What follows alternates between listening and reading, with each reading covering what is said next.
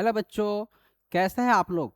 आशा है आप लोग बहुत अच्छे से होंगे, है ना। अच्छे से पढ़ाई कर रहे होंगे। आप लोगों का पढ़ाई बहुत अच्छा से चल रहा होगा।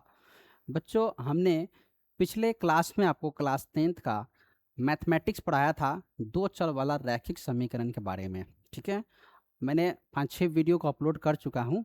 आप उस वीडियो को ज़रूर देखें और अपने कंसेप्ट को क्लियर करें।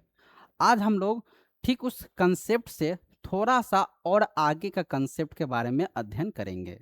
ठीक है, तो आज बच्चों हम लोग पढ़ेंगे कि दो चर वाला रैखिक समीकरण के हल के बारे में बात करेंगे कि दो चर वाला रैखिक समीकरण जो है उसका कितना हल हो सकता है। एक हल होगा कि अनेक हल होगा कि कोई हल नहीं होगा, इसके बारे में हम लोग क्या करेंगे, अध्ययन करेंगे।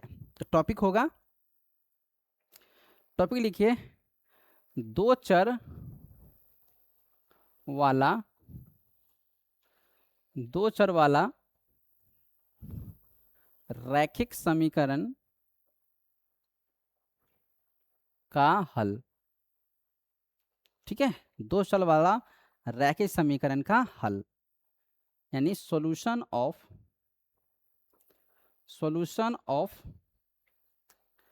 Pair of linear equation.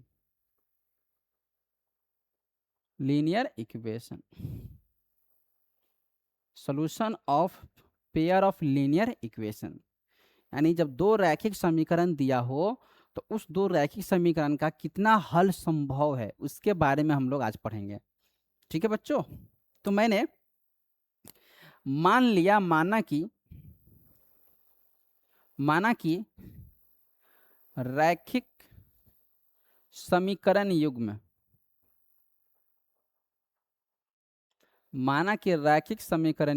मैंने मान लिया रैखिक समीकरण युग्म a1x plus b1y equal to c1, यह है आपका समीकरण एक।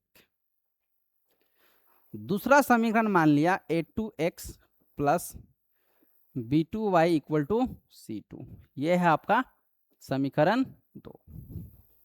ठीक है बच्चों, मैंने आपको दो समीकरण लिख रैखिक यानी दो समीकरण माना है ना। एक माना है a1x plus b1 equal to c1, दूसरा माना है a2x plus b2y equal to c2। बच्चों, अब इस दो रैखिक समीकरण का कितना हल संभव हो सकता है, तो बाबू इसके लिए आपको शर्त याद रखने पड़ेगा। आपको कुछ शर्त याद रखना है। तो आपको शर्त के लिए हम एक यहाँ पे एक खंड बना रहे हैं। ठीक है, चलिए। तो एक तरफ आपको लिखना है कंडीशन यानी आपको लिखना है शर्त, दूसरा लिखना है समीकरण का हल। एक तरफ लिखना है समीकरण का प्रकृति। ठीक है, इसको थोड़ा हम ऑफ कर देते हैं। ठीक है, क्योंकि मैसेज आ रहा है तो इसको ऑफ कर देना ही क्या है, अच्छा है। तो एक तरफ लिखेंगे समीकरण का प्रकृति, एक तरफ लिखना है समीकरण का ग्राफ। ठीक है, यानी आपको इंग्लिश में लिख लीजिए, यहां लिखिएगा कंडीशन, यहां लिखिएगा सॉल्यूशन ऑफ इक्वेशन, और यहां लिखिएगा नेचर ऑफ सॉल्यूशन, और यहां लिखिएगा ग्राफ ऑफ इक्वेशन।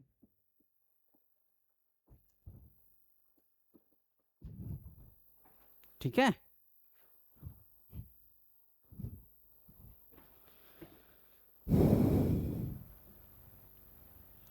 तो बच्चों आपको बाबू ये बहुत ज़्यादा इंपॉर्टेंट है, एमवीपीए कर लीजिए इसको, है ना। एमवीपीए कर लीजिए, ये इतना इंपॉर्टेंट, यहाँ से आपको ऑब्जेक्टिव हर साल ही आता है ना, बहुत ज़्यादा इंपॉर्टेंट है। तो आपको इस दो रैखिक समीकरण जो दिया गया है इसका कितना हल संभव है इस समीकरण का प्रकृति क्या होगा और इस समीकरण का ग्राफ क्या होगा ना, इसके बारे में आज हम लोग जानेंगे। तो पहला कंडीशन बच्चों आपको याद रखना है कि अगर इफ a1 बटा a2 बराबर नहीं है किसके, b1 बटा b2 के। यहाँ जो a1 बटा a2 है, अगर a1 बटा a2 b1 बटा b2 के बराबर नहीं होगा, तब याद रखिएगा उस केस में समीकरण का, इस दो समीकरण का एक हल होगा, एक हल होगा, एक ही हल होगा, यानी सिंगल सॉल्यूशन, सिंगल सॉल्यूशन, एक ही हल होगा। और इसी को बोलते हैं अद्वितीय हल होगा, अद्वितीय हल होगा, अद्वितीय हल होगा, यानी इसको बोलेंगे यूनिक सॉल्यूशन भी बोलेंगे। ठीक है, तो बच्चों अगर अगर इफ मीन्स यदि, यदि a1 बटा a2 b1 बटा b2 के बराबर नहीं है, तो उस केस में समीकरण का एक हल होता है या समीकरण का अद्वितीय हल होता है। समीकरण का प्रकृति की बात करें तो समीकरण आपका संगत होगा, समीकरण का होगा संगत होगा। अगर संगत ऑप्शन में ना हो तो लिखा होगा अविरोधी। दो याद रखिएगा, हिंदी में आपको दो याद रखना पड़ेगा, संगत और नहीं तो अविरोधी।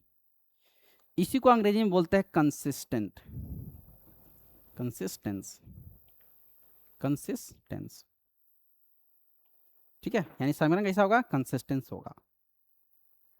और समीकरण का ग्राफ कैसा होगा, तो समीकरण का ग्राफ होगा, ग्राफ दोनों रेखा जो होगा ना एक दूसरे को, यानी ये जो तुम्हारा आप रेखा देख रहे हो ये समीकरण, तो ये दोनों एक बिंदु पर कटेगा, यानी समीकरण का जो ग्राफ होगा ना ये प्रतिच्छेदी होगा,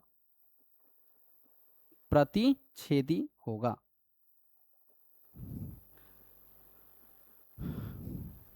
यानी कैसा रेखा होगा, तो प्रतिच्छेदी रेखा होगा। अंग्रेजी में क्या लिखेंगे, इंटरसेक्टिंग लाइन। तो बच्चों आपको याद रखना है कि अगर a1 बटा a2 b1 बटा b2 के बराबर नहीं है, तो बाबू उस केस में इस समीकरण का एक हल होगा या अद्वितीय हल होगा। समीकरण का प्रकृति क्या होगा, संगत होगा या अविरोधी होगा। और समीकरण का ग्राफ कैसा होगा, तब प्रतिच्छेदी होगा। प्रतिच्छेदी मतलब दोनों रेखा एक बिंदु पर काट रहा होगा। दूसरा शर्त क्या है, दूसरा शर्त है कि यदि a1 बटा a2 बराबर हो जाएगा b1 बटा b2 और बराबर हो जाएगा c1 बटा c2 के। अगर a1 बटा a2 b1 बटा b2 के बराबर हो जाए और फिर बराबर हो जाए c1 बटा c2 के, तो उस केस में अनेक हल होगा। इस समीकरण कितना हल होगा, अनेक हल होगा, यानी मेनी सॉल्यूशन, या इसी को आप बोल सकते हैं अनंत हल होगा, अनंत हल, या इसी को आप बोल सकते हैं अनगिनत हल, अनगिनत हल होगा, यानी इनफाइनाइट सॉल्यूशन भी बोल सकते हैं आप। इंग्लिश में क्या बोलेंगे, इनफाइनाइट सॉल्यूशन। और समीकरण का प्रकृति कैसा होगा, समीकरण की प्रकृति आपको असंगत याद रखिएगा, सॉरी माय मिस्टेक, ये भी संगत ही होगा। समीकरण प्रकृति कैसा होगा, ये भी संगत ही होगा, लेकिन संगत के साथ साथ ये आश्रित भी होगा। संगत के साथ साथ क्या होगा, ये आश्रित भी होगा, यानी ये भी क्या होगा, कंसिस्टेंस। ठीक है, और आश्रित भी होगा। अंग्रेजी हिंदी में आपको दो शब्द याद रखना है, कंसिस्टेंस और या आश्रित। इंग्लिश में आपको कंसिस्टेंस याद रखना है। और ग्राफ जो होगा ना, इस दोनों रैखिक समीकरण ग्राफ कैसा होगा, तो ग्राफ जो होगा ना, मान लीजिए देखो ये आपका पहला रेखा था एल, ये दूसरा रेखा मान लेते हैं एम, एल और एम। तो मान लीजिए ये आपका हो गया पहला रेखा एल, ठीक है, ये आपका एल हो गया। इसी पे एक और रेखा आ जाता है, इसी पे एक और रेखा आ जाएगा, ये मान लेते हैं एम। ठीक है, तो जब एक रेखा दूसरे रेखा के ऊपर ही आ जाता है ना, तो इसको बोलते हैं समपाती रेखा। ये कौन सा रेखा है, तो ये आपको समपाती रेखा कहलाता है, ये आपका समपाती रेखा कहलाएगा, यानी इसको बोलेंगे कोइंसिडेंट लाइन, यानी यहां पे रेखा कैसा होगा, कोइंसिडेंट लाइन ही होगा। ठीक है, तीसरा शर्त क्या है, आगे आ जाते हैं। तीसरा है यदि a1 बटा a2 b1 बटा b2 के बराबर हो लेकिन c1 बटा c2 के बराबर नहीं हो, तो बाबू उस केस में अगर आपसे पूछता है कि समीकरण का क्या हल होगा, तो याद रखना कोई हल नहीं होगा, समीकरण का कोई हल नहीं होगा, समीकरण कोई हल नहीं होता है, यानी आप याद रखेंगे नो सॉल्यूशन, समीकरण का कोई हल नहीं होगा, नो सॉल्यूशन। समीकरण का प्रकृति कैसा होगा, तो समीकरण का प्रकृति की बात करें तो समीकरण हो जाएगा असंगत, या इसी को बोलते हैं विरोधी। समीकरण असंगत होगा या इसी को बोलते हैं विरोधी, अंग्रेजी में याद रखेंगे नॉन कंसिस्टेंस, नॉन कंसिस्टेंस। और समीकरण का ग्राफ कैसा होगा, तो याद रखेंगे इस कंडीशन में, इस शर्त में दोनों रेखा जो होगा ना एक दूसरे के समानांतर होगा, यानी ये दोनों रेखा का होगा समानांतर होगा, समानांतर रेखा होगा, यानी पैरेलल लाइन होगा।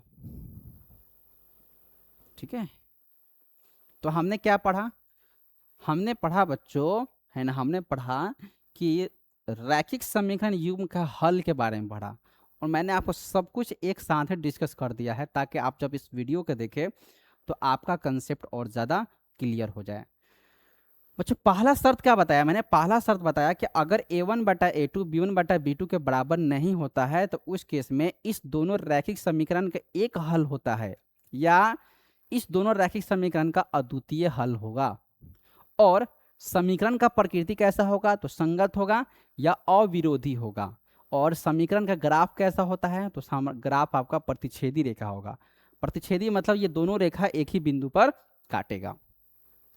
दूसरा शर्त क्या है, अगर a1 बटा a2 b1 बटा b2 के बराबर है और c1 बटा c2 यानी तीनों आपस में बराबर है, तो उस केस में इस दोनों रैखिक समीकरण का अनेक हल होगा या अनंत हल होगा या अनगिनत हल होगा। अंग्रेजी में याद रखेंगे मेनी सॉल्यूशन या इनफाइनाइट सॉल्यूशन। समीकरण प्रकृति कैसा होगा, संगत होगा या आश्रित, याद रखेंगे। और ग्राफ का प्रकृति कैसा होगा, ग्राफ आपका होगा संपाती रेखा यानी कोइंसिडेंट लाइन होगा। और तीसरा मैंने शर्त पढ़ाया आपको कि अगर a1 बटा a2 b1 बटा b2 के बराबर है लेकिन c1 बटा c2 के बराबर नहीं है, तो उस केस में समीकरण का हल क्या होगा, तो समीकरण का कोई हल नहीं होगा। और समीकरण का प्रकृति कैसा होगा, तो असंगत होगा या विरोधी होगा। और ग्राफ का बात करें तो ग्राफ आपका समानांतर रेखा होगा। ठीक है, चलिए अब इसको कुछ क्वेश्चन देख लीजिए। मान लीजिए आपको कुछ क्वेश्चन हम देते हैं। पहला क्वेश्चन दे दिया कि यदि a1 बटा a2 इक्वल टू b1 बटा b2 है ना, नॉट इक्वल टू c1 बटा c2। यदि a1 बटा a2 b1 बटा b2 इक्वल टू c1 बटा c2 हो तब रैखिक समीकरण रैखिक समीकरण युग्म का हल होगा।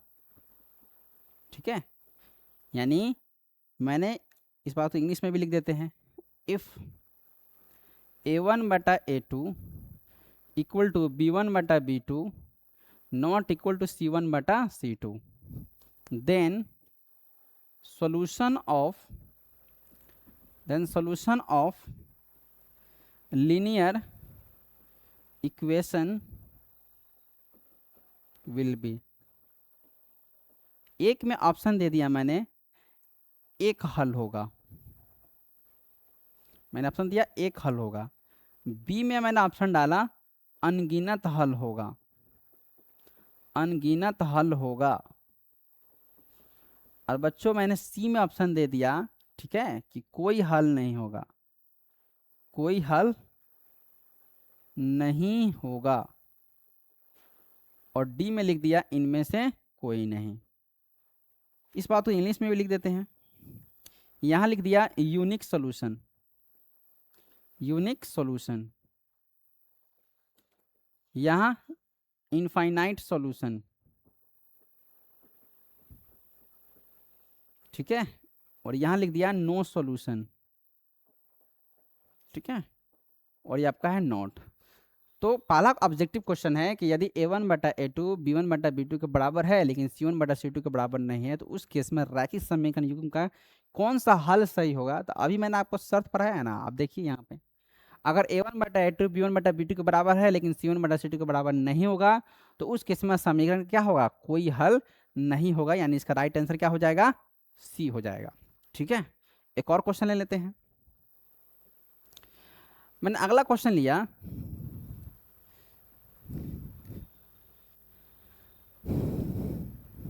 मैंने क्वेश्चन लिया कि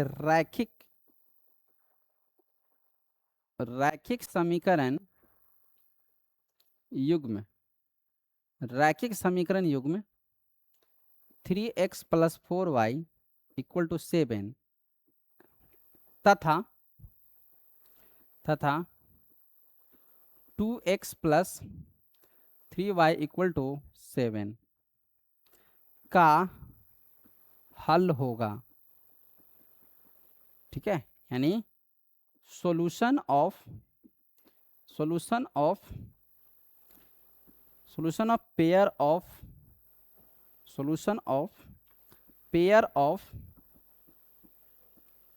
ऑफ लीनियर इक्वेशंस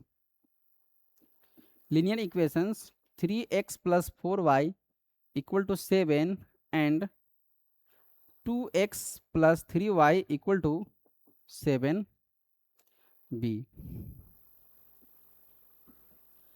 एक में ऑप्शन दे दिया मैंने, कोई हल नहीं होगा, यानी नो सॉल्यूशन। दूसरा मैंने ऑप्शन डाला एक हल होगा, यानी यूनिक सॉल्यूशन।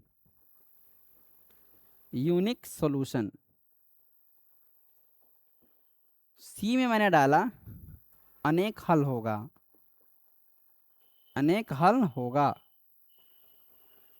Many solution.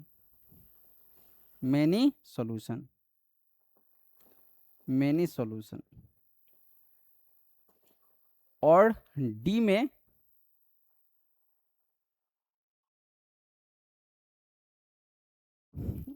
में लिखा मैंने इनमें से कोई नहीं। ठीक है, तो बच्चों आपको बताना है कि जो यहाँ पर रैखिक समीकरण युग्म दिया गया है इसमें कौन सा ऑप्शन सही है। तो बच्चों सबसे पहला ऐसा क्वेश्चन जब भी आए तो आप क्या कीजिए, a1/a2 निकालिए। पहले हम निकाल लेते हैं a1/a2। तो बताइए, ये पहला समीकरण है और ये आपका दूसरा समीकरण है, ये पहला इक्वेशन है, ये आपका दूसरा इक्वेशन है। तो x से आपको निकालना है a1 a2, y से निकालना है b1 b2, और जो यहाँ पे अचर दिया गया है अचर संख्या यहाँ से निकालना है c1 c2। तो देखते हैं a1/a2 कितना है, यहाँ a1 हो जाएगा 3 और a2 हो जाएगा आपका 2। a1 हो गया 3 और a2 हो गया 2। अब निकाल लेते हैं b1 b2। तो y के साथ गुना में 4 है और यहाँ y के साथ गुना में 3 है। तो बताइए यहाँ a1 a2 b1 b2 के बराबर है नहीं। जब a1/a2 b1/b2 के बराबर नहीं है तो हमको c1/c2 निकालने की कोई ज़रूरत नहीं है। सीधे लिखेंगे सर यहाँ a1/a2 बराबर नहीं है किसके, b1/b2 के। अगर a1/a2 b1/b2 के बराबर नहीं है तो उस केस में हमको c1/c2 निकालने का ज़रूरत नहीं है, बल्कि इतना ही से हम आंसर बता देंगे कि अगर a1/a2 b1/b2 के बराबर नहीं होता है तो उस केस में रैखिक समीकरण कितना हल होता है, एक ही हल होगा। ठीक है, नेक्स्ट क्वेश्चन, एक और क्वेश्चन लेते हैं। रैखिक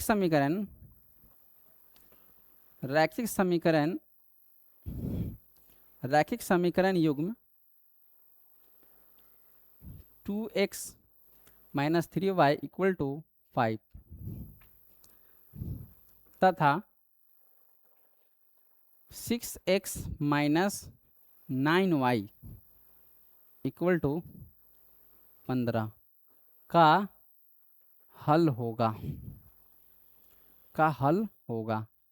ठीक है, पहला ऑप्शन दे दिया मैंने, एक हल होगा। दूसरा ऑप्शन दिया अनगिनत हल होगा, अनगिनत हल होगा। सी में ऑप्शन दिया मैंने कोई हल नहीं होगा,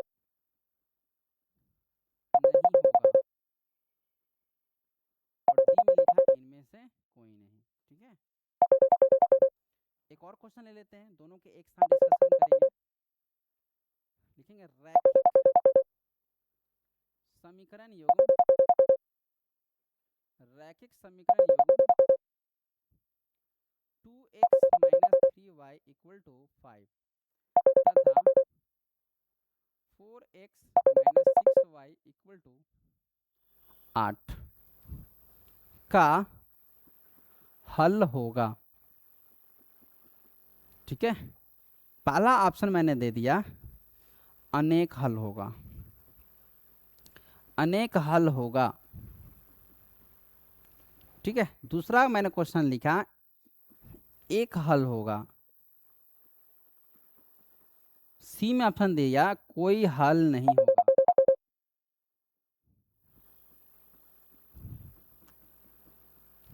डी में होगा इनमें से कोई नहीं। मैंने आपको दो क्वेश्चन दिया है बच्चों। ठीक है, आपको बताना है इसमें कौन सा ऑप्शन सही होगा। ठीक है, इस बात को थोड़ा अंग्रेजी में भी लिख देते हैं, है ना।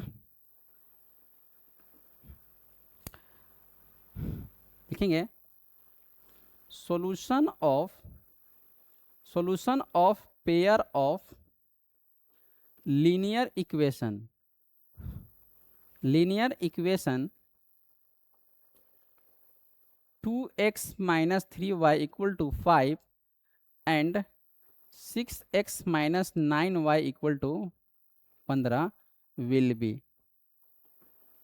ठीक है, पहला ऑप्शन मैंने दिया एक हल होगा, यानी यूनिक सॉल्यूशन लिखा। दूसरा ऑप्शन लिखा इनफाइनाइट सॉल्यूशन, इनफाइनाइट सॉल्यूशन। ठीक है, नो सॉल्यूशन, और डी में है इनमें से कोई नहीं। इसको भी लिख देते हैं इंग्लिश में, solution of pair of linear equation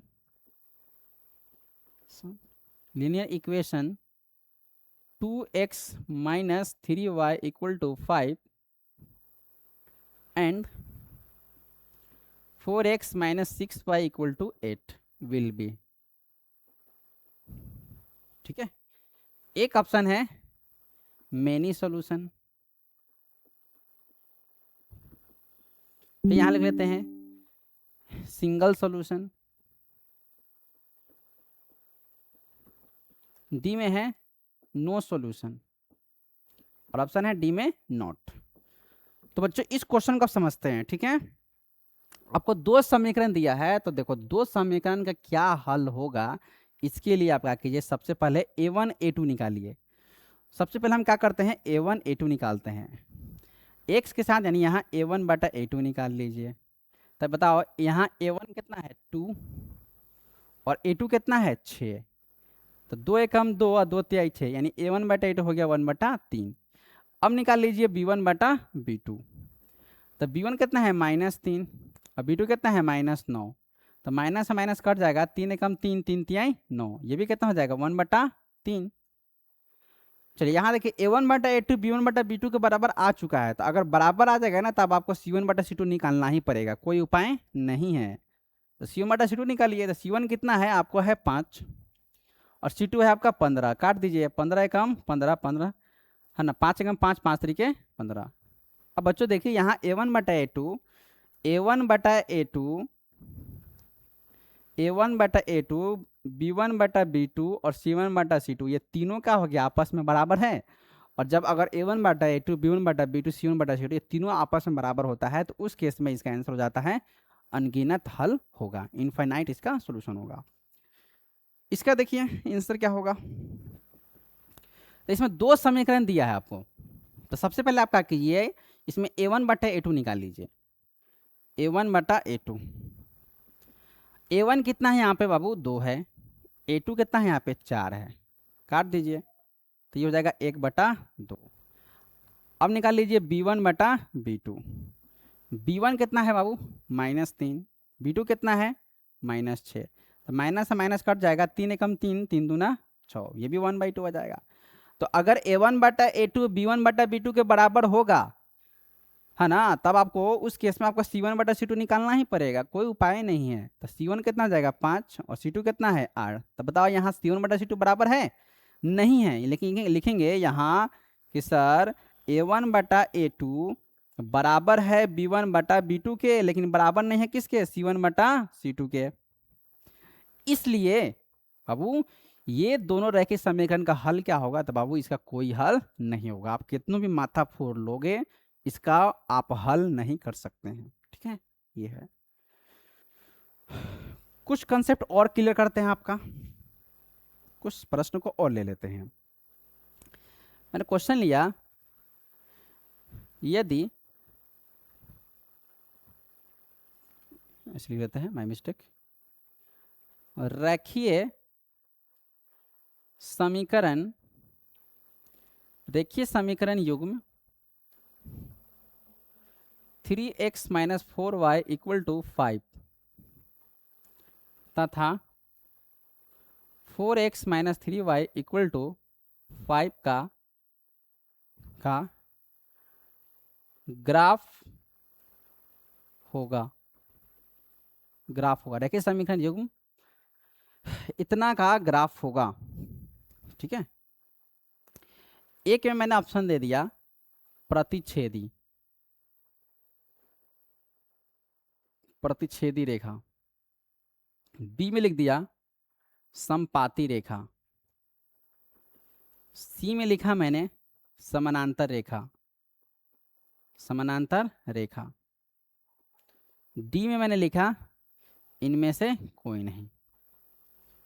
एक और ले लेते हैं, रेखीय समीकरण युग्म 4x - 3y = 7 तथा 8x - 6y = 14 का ग्राफ का प्रकृति होगा, ग्राफ का प्रकृति होगा। एक में मैंने ऑप्शन दे दिया प्रतिच्छेदी, प्रतिच्छेदी रेखा, बी में ऑप्शन दे दिया समपाती रेखा, सी में ऑप्शन दिया मैंने समानांतर रेखा,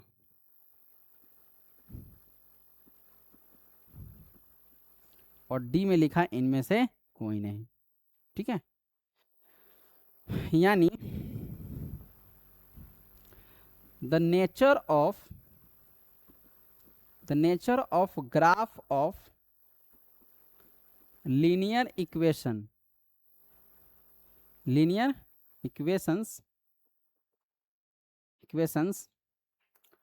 4x - 3y = 7 and 8x - 6y = 14। पहला ऑप्शन दे दिया मैंने इंटरसेक्टिंग लाइन, दूसरा लिया मैंने कोइंसिडेंट लाइन, तीसरा लिया मैंने पैरेलल लाइन, और डी में है इनमें से कोई नहीं। एक और क्वेश्चन मैंने लिखा है, इसको भी इंग्लिश में लिख देते हैं। The nature of graph of pair of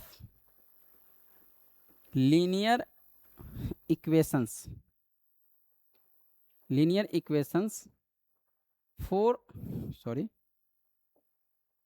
3x - 4y = 5 and 4x - 3y = 5 will be। ठीक है, यहां भी लिख लीजिएगा विल बी। पहला ऑप्शन है इंटरसेक्टिंग, इंटरसेक्टिंग लाइन। बी में ले लिया मैंने को इंसिडेंट लाइन, ठीक है। सी में लिख लिया मैंने पैरेलल लाइन, और डी में आपको है इनमें से कोई नहीं। तो बच्चों ये भी दो प्रश्न जो आपको लिया गया है ना, ये जो दो प्रश्न है ये भी बहुत इंपॉर्टेंट प्रश्न है, यहाँ से आपको कंसेप्ट क्लियर होगा। बच्चों देखो प्रश्न आपको ये एग्जाम में नहीं आएगा, लेकिन इस कंसेप्ट पे आपको प्रश्न बोर्ड में जरूर पूछा जाएगा, ठीक है। 100% आएगा, ना आने का तो सवाल ही नहीं है, 100% आएगा आपको। तो बच्चों ऐसा क्वेश्चन जब आए तो आपको कैसे सोल्व करना है? तो बच्चों ऐसे क्वेश्चन को सोल्व करने के लिए, जब ये ऐसा प्रश्न हो तो ऐसे प्रश्न को सोल्व करने के लिए क्या करते हैं? तो बच्चों हम क्या करते हैं, सबसे पहले यहाँ जो आपको दो रैखिक समीकरण दिया है ना, यहाँ से आपको a1/a2 निकालिए। तो यहाँ a1 है आपका 3 और यहाँ a2 है आपका 4, तो 3/4। अब निकाल लीजिए b1/b2। b1 कितना है -4 और b2 कितना है -3। तो माइनस से माइनस कट जाएगा, कितना हो जाएगा 4/3। आप खुद देखिए कि क्या a1/a2 b1/b2 के बराबर है? नहीं है, क्योंकि यहाँ 3/4 है, यहाँ 4/3 है, ये बराबर थोड़े है। तो जब बराबर नहीं है तो आगे निकालने की जरूरत नहीं है हमको, बस यहाँ लिखेंगे कि सर यहाँ a1/a2 b1/b2 के बराबर नहीं है। और जब अगर a1/a2 b1/b2 के बराबर नहीं होता है तो उस केस में ग्राफ का प्रकृति मैंने आपको पढ़ाया है, थोड़ा देर पहले ही पढ़ाया है कि ग्राफ का जो प्रकृति होता है वो होता है प्रतिच्छेदी, यानी ग्राफ कैसा होगा? इंटरसेक्टिंग लाइन होगा, यानी इसका राइट आंसर हो जाएगा ए। इस प्रश्न का बात करें कि इसका क्या आंसर होगा, तो देखिए सबसे पहले यहाँ पे जो दो समीकरण दिया गया है ना, इस दोनों समीकरण से आप निकाल लीजिए a1/a2। तो यहाँ a1 कितना है 4, a2 कितना है 8, काट दीजिए 4 एकम 4 और 4 दूना 8, यानी ये हो जाएगा 1/2। अब निकाल लीजिए b1/b2। b1 कितना है बाबू? b1 है -3 और b2 कितना है -6, काट दीजिए, माइनस से माइनस कट जाएगा, 3 एकम 3 या 3 दूना 6। यहाँ देखिए a1/a2 b1/b2 के बराबर है, अगर बराबर है तो अब आपको c1/c2 निकालना पड़ेगा, तो c1/c2 निकाल लेते हैं। तो c1 कितना है? c1 है 7 और c2 है मेरा 14, तो 7 एकम 7, 7 दूना 14। तो आपने क्या देखा कि सर यहाँ a1/a2, यहाँ a1/a2 बराबर है b1/b2 और साथ में बराबर है c1/c2 के। तो अगर मैंने आपको कंडीशन पढ़ाया है कि अगर a1/a2 b1/b2 के बराबर है और साथ में c1/c2 के बराबर है, तो उस केस में ग्राफ का जो प्रकृति होता है को इंसिडेंट लाइन यानी संपाती रेखा होता है। आप पहले कंसेप्ट को देख ले, है ना, समझ ले अच्छा से, उसके बाद जब ऐसे प्रश्न को ऑब्जेक्टिव को सोल्व करेंगे तो अब आपको आसानी से समझ में आ जाएगा। एक और प्रश्न लेते हैं, एक प्रश्न और लेते हैं। मैंने लिखा रैखिक समीकरण युग्म, रैखिक समीकरण युग्म, रैखिक समीकरण युग्म, युग्म 3x + 5y = 1 तथा तथा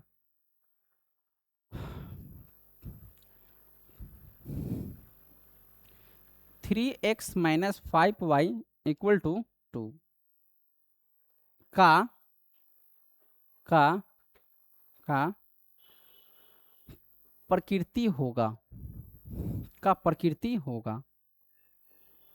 एक में आना ऑप्शन दिया संगत, ठीक है, यह है संगत। बी में दे दिया असंगत, बी में दिया असंगत। सी में दिया है ना संगत और असंगत, संगत और असंगत, ठीक है। और डी में लिखा इनमें से कोई नहीं। ये प्रश्न है, यानी इंग्लिश में क्या लिखिएगा? Nature of pair of linear equations 3x minus 5y equal to 2, ठीक है, and 3x plus 5y equal to 1, ठीक है। बच्चों ये थोड़ा पहले लिखा गया है, कोई दिक्कत नहीं है, अंग्रेजी में पहले लिखा गया है, आपको आंसर सेम ही आएगा, कोई दिक्कत नहीं है, ठीक है। विल बी, पहला ऑप्शन है संगत यानी कंसिस्टेंस, ठीक है। दूसरा ऑप्शन है असंगत यानी नॉन कंसिस्टेंस। सी में ऑप्शन है कंसिस्टेंस एंड नॉन कंसिस्टेंस, और डी में है इनमें से कोई नहीं, ठीक है। तो इसका क्या आंसर होगा उसको थोड़ा देर में समझेंगे। एक और क्वेश्चन ले लेते हैं। रैखिक समीकरण युग्म 2x plus 3y equal to 4 तथा 4x plus 6y equal to 8 का प्रकृति होगा, एक में मैंने ऑप्शन दे दिया विरोधी, बी में दे दिया अविरोधी, और सी में ऑप्शन दे दिया आश्रित, और डी में ऑप्शन है इनमें से कोई नहीं, ठीक है। तो बच्चों मैंने आपको दो प्रश्न लिया है, प्रकृति से मैंने दो प्रश्न उठाया है, और आपको बताना है कि इस दोनों प्रश्न में राइट आंसर कौन है, ठीक है। तो देखिए सबसे पहले इस प्रश्न को समझिए। इसमें आपको दो रैखिक समीकरण दिया है, तो दो रैखिक समीकरण का प्रकृति कैसे बताएंगे। तो इसके लिए आपको जो मैंने आपको शर्त लिखवाया था, शर्त क्या था कि a1/a2 निकालिए, b1/b2 निकालिए, फिर c1/c2 निकालिए, उसके बाद डिसाइड कीजिए। तो हम सोल्व कर रहे हैं, तो सबसे पहले क्या कर लेते हैं, हम a1/a2 निकालते हैं। तो देखिए यहाँ a1 कितना है 3, a2 कितना है 3, तो 3 से 3 कट जाएगा, कितना हो जाएगा 1। अब निकाल लेते हैं b1 b2, तो b1 कितना है 5 और b2 कितना है -5, काटोगे तो ये कितना हो जाएगा -1। बाबू इससे ये कटेगा ना तो ये +1 आएगा, इससे ये कटेगा तो -1 आएगा। तो आप ही बताइए क्या +1 -1 के बराबर होता है, नहीं, बिल्कुल बराबर नहीं होता है। तो यहाँ a1/a2 बराबर नहीं है किसके, b1/b2 के। तो अगर a1/a2 b1/b2 के बराबर नहीं होता है, तो उस केस में इस दोनों रैखिक समीकरण का प्रकृति क्या होता है, तो संगत होता है। आप कंसेप्ट को देख सकते हैं, इसका वीडियो मैंने इसी वीडियो में आपको ना स्टार्टिंग में ही पढ़ाया है मैंने, वहां आप देख सकते हैं, ठीक है। यानी प्रकृति कैसा होगा, संगत। इस प्रश्न में आइए, तो सबसे पहले क्या निकाल लीजिए आप, a1/a2 निकालिए। तो a1/a2 निकालते हैं, तो a1 यहाँ कितना है 2 और a2 के यहाँ कितना है 4, कट के कितना हो जाएगा 1/2। आप इसको काटेंगे तो ये आ जाएगा 1/2। अब निकाल लीजिए b1/b2, b1 कितना है 3 और b2 कितना है 6, 3 एकम 3, 3 दूना 6, कट के कितना हो जाएगा 1/2। अब निकाल लेते हैं c1/c2, c1 कितना है 4 और c2 कितना है 8, काट दीजिए, 4 एकम 4, 4 दूना 8, ये भी क्या हो जाएगा 1/2। तो आप खुद देखिए, आपने देखा कि सर यहाँ पे a1/a2 बराबर है b1/b2 के, और साथ में बराबर है c1/c2 के। तो मैंने कंसेप्ट पढ़ाया था कि अगर a1/a2 बराबर हो b1/b2 के और बराबर हो c1/c2 के, तो उस केस में समीकरण का जो प्रकृति होता है वो ना तो विरोधी होता है ना ही अविरोधी होता है, बल्कि इसका राइट आंसर क्या हो जाएगा, आश्रित होता है, ठीक है। यानी इसका राइट आंसर हो जाएगा आश्रित। तो बच्चों उम्मीद है कि आपको जो मैंने कंसेप्ट पढ़ाया है ये आपको अच्छा से समझ में आया होगा। अगर आपको कंसेप्ट समझ में नहीं आया होगा, थोड़ा मोड़ा अगर डाउट होगा, तो आप इस वीडियो को 2-3 बार देखें, है ना, तब जाके आपका क्या हो जाएगा, कंसेप्ट क्लियर हो जाएगा, ठीक है। और अगर आपको ये कंसेप्ट और ये वीडियो अच्छा लगा होगा तो आप अपने दोस्तों के पास इसको शेयर कर दे, है ना, और मेरा चैनल को सब्सक्राइब कर दे, ठीक है। Okay, thank you very much.